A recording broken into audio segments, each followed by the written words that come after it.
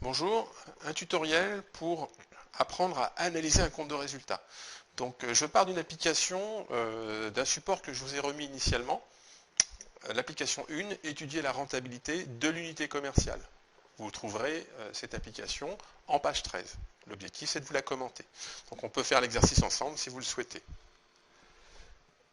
Alors,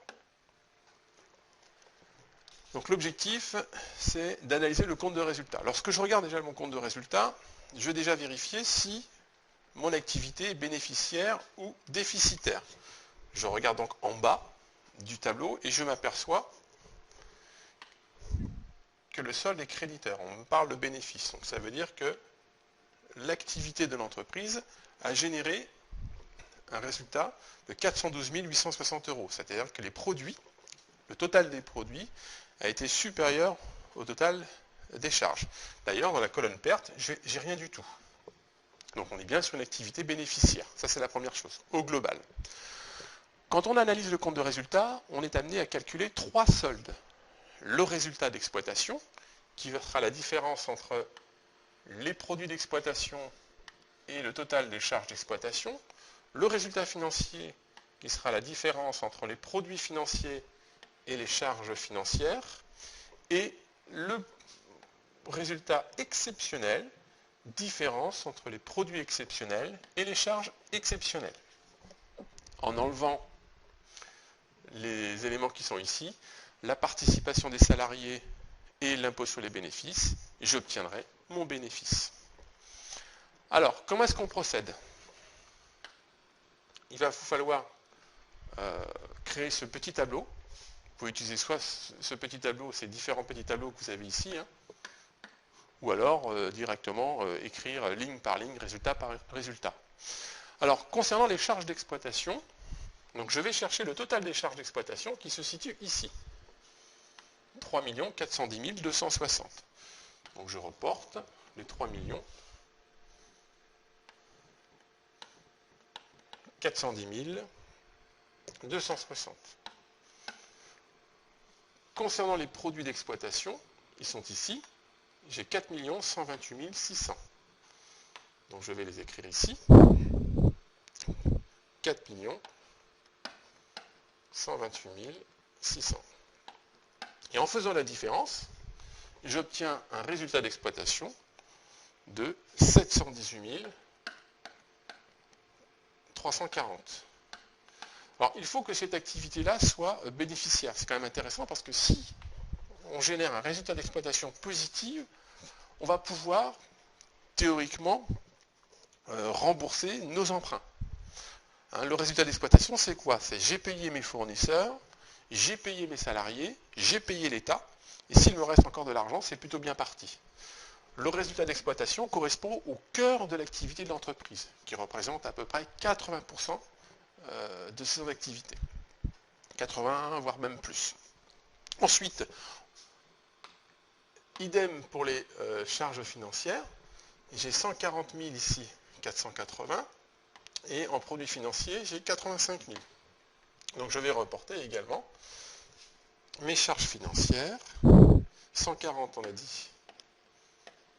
140, 480. Et mes produits financiers, 85 000 euros. Là, je vais avoir un résultat financier négatif puisque les charges sont supérieures aux produits, moins 55 480 euros.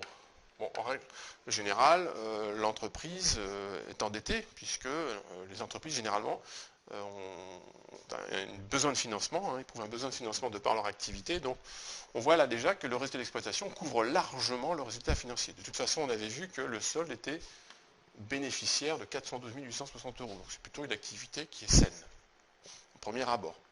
Concernant les charges exceptionnelles et les produits exceptionnels, ben, j'ai rien. Je n'ai rien du tout. Donc, du coup, je vais mettre 0 et 0. Donc, je vais avoir 0 ici, 0. Ici, donc, résultat exceptionnel, 0. Ensuite, je regarde le résultat. Alors je reporte mon résultat d'exploitation que j'avais calculé tout à l'heure, 718 340. Je le reporte, 718 340. Je reporte mon résultat financier, moins 55 480. Et mon résultat exceptionnel qui de toute façon est égal à 0. Et je vais retrancher, comme je le disais tout à l'heure, les deux éléments qui vont me permettre d'aboutir au résultat net comptable, c'est la participation des salariés et l'impôt sur les bénéfices, c'est-à-dire 50 000 euros et 200 000 euros. Donc 50 000 euros, donc moins 50 000 euros et moins 200 000 euros. Voilà. J'ai fait un zéro de trop. Voilà. Non, c'est bon, 200 000 euros, voilà. Et donc j'obtiens mon résultat net, 412 860 euros. Là, on vient de décomposer le résultat net de l'entreprise en des sous-résultats, résultats d'exploitation, dans un premier temps, résultats financiers, résultats exceptionnels, et puis en retranchant la participation des salariés aux fruits de l'expansion et l'impôt sur les bénéfices sur l'ensemble de ces résultats, on a obtenu le résultat net. Donc voilà pour déjà une partie de l'analyse du compte de résultat. Ensuite, dans un deuxième point, on me demande de calculer la capacité d'autofinancement. C'est très simple. La capacité d'autofinancement, je vais y revenir, on va partir, je vais faire en vert, on va partir du bénéfice directement, 412 860, donc j'écris, 412 860 euros, et on va remonter. On va remonter, c'est-à-dire qu'on va rajouter les dotations aux amortissements et provisions, plus 320 000, c'est toujours comme ça, plus 320 000, voilà. Et je vais retrancher les reprises sur amortissement et aux provisions, sauf que je n'en ai pas. Je n'en ai pas. Donc du coup, j'obtiens ma capacité d'autofinancement, ce qu'on appelle donc la CAF, la capacité d'autofinancement, qui est égale à 732 860 euros. Alors, la capacité d'autofinancement correspond, je l'écris, à de la trésorerie en fait. Trésorerie, c'est la somme en fait des encaissements, ce que j'ai encaissé par rapport à mon activité, moins la somme des décaissements, c'est-à-dire ce que j'ai payé, le solde me donne une trésorerie positive. Et grâce à cette capacité d'autofinancement, je vais pouvoir autofinancer tout ou partie de mes investissements futurs. Si je veux développer par exemple mon activité. C'est vraiment un point très important. Ensuite, on me demandait de préparer les ratios que vous allez communiquer à M. Carincotte. Donc les ratios, bon, il faudra les apprendre. On va avoir ce qu'on appelle le taux de marge commercial. Taux de marge commercial, donc, qui est égal à la marge commerciale divisé par le chiffre d'affaires hors taxe. D'accord? Donc il faut que je calcule ma marge commerciale. Alors ma marge commerciale, si je vais chercher mon compte de résultat, ça va être en fait, je vais avoir besoin, alors ça va être mes ventes de marchandises, donc 4 128 600, donc je l'écris, vente de marchandises, 4 128 600, moins le coût d'achat des marchandises vendues, c'est-à-dire les achats de marchandises, ils sont ici, 1 430 260. Donc je mets entre parenthèses 1 430 260.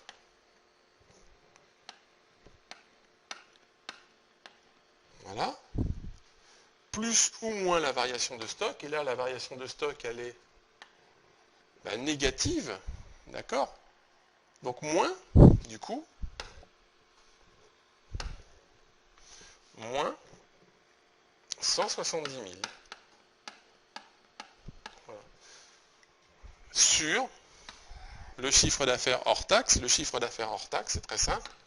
Ça correspond aux ventes de marchandises. Je le retourne une deuxième fois, les 4 128 600.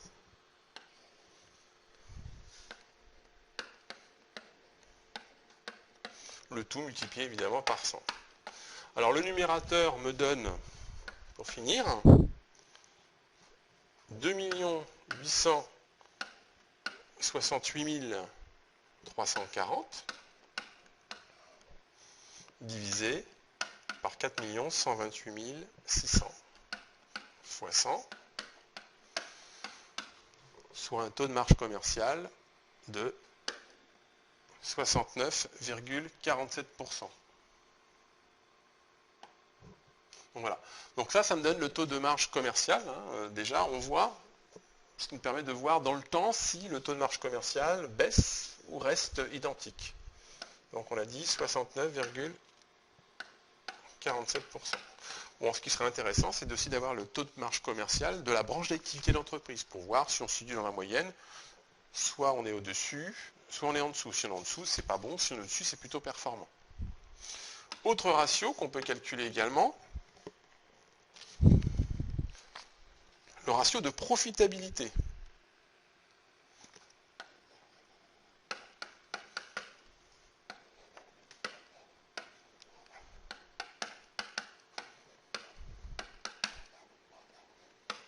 Le ratio de profitabilité. Alors comment est-ce qu'on le calcule? On rapporte le résultat d'exploitation, on l'a calculé tout à l'heure,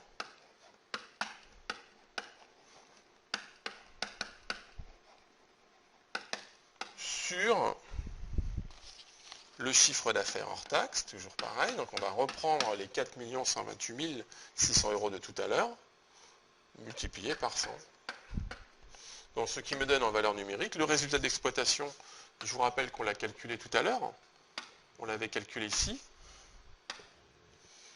On avait trouvé en résultat d'exploitation 718 340 euros. Voilà, 718 340 euros.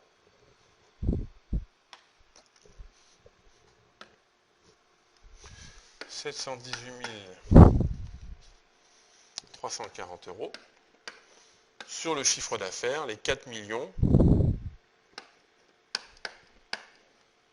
128 600. Voilà, 4 128 600 fois 100. Ce qui me donne 17,40%. Voilà.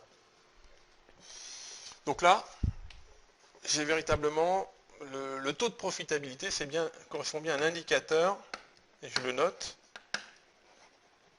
de la performance économique de l'entreprise.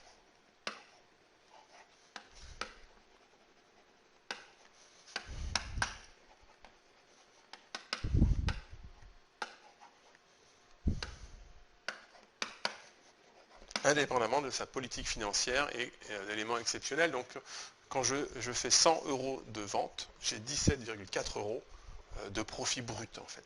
Donc, voilà ce que ça signifie. Bon, après, sur la conclusion, c'est-à-dire conclure sur la rentabilité de l'unité commerciale en quelques mots, on s'aperçoit effectivement que le résultat, la profitabilité est très satisfaisante. On a une profitabilité très satisfaisante. C'est beaucoup, 17%.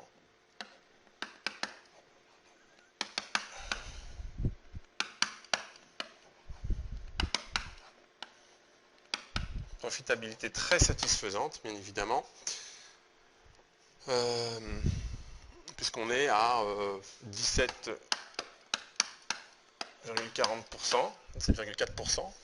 Et la capacité d'autofinancement, la CAF, est abondante.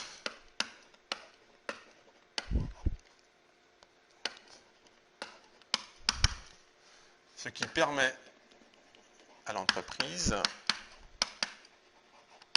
de réaliser de futurs investissements.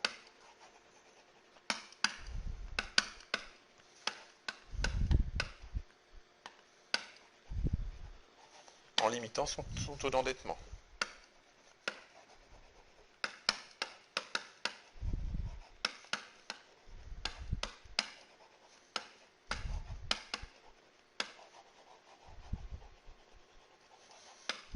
Voilà, ce tutoriel est maintenant terminé. J'espère qu'il vous a plu et qu'il vous a permis de mieux comprendre comment est-ce qu'on pouvait analyser un compte de résultat. À bientôt.